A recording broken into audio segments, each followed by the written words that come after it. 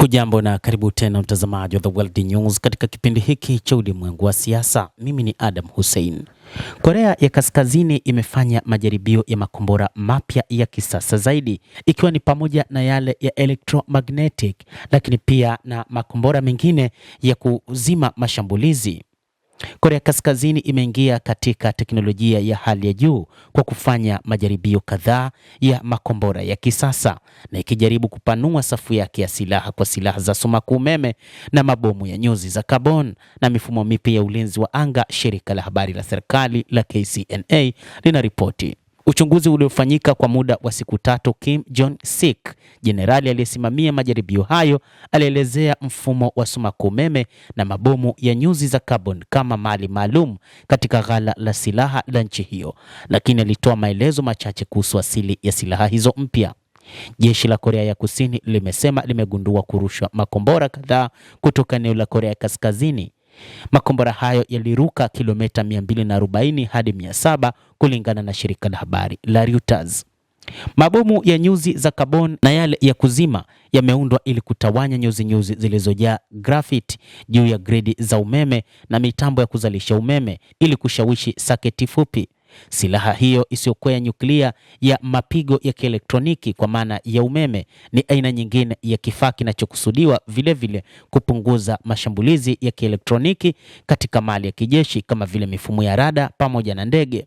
Kulingana na KCNA, majaribio hayo pia yalihusisha kichwa kipya cha nguzo cha Hwasong-11, kombora lenye uwezo wa nyuklia. Majaribio hayo yalikuja huku kukiwa na mvutano unaongezeka katika eneo la rasi ya Korea.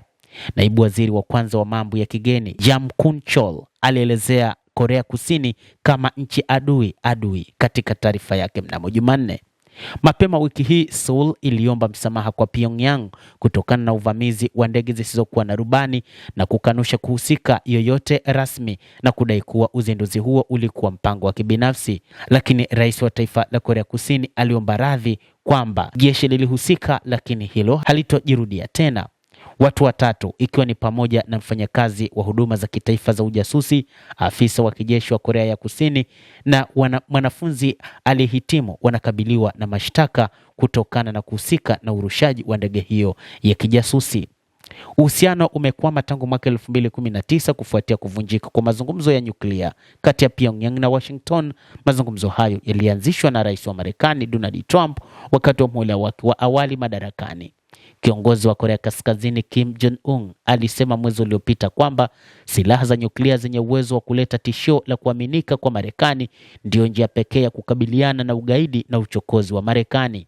Pia amesema Korea Kaskazini haitoachana na silaha zake za nyuklia na itapinga juhudi zozote za kupinga hadhi yake. Amesema kwamba ulimwengu unapaswa kutambua Korea Kaskazini ni taifa la nyuklia kama alivyo mataifa mengine duniani. Endelea kutufuatilia mtazamaji, lakini usisahau kulike, kucomment, kadhalika kusubscribe channel yetu hii upate habari hizi kwa mapana kupitia The World News. Mimi ni Adam Hussein, endelea kuwa nasi wakati wote, endelea kutufuatilia.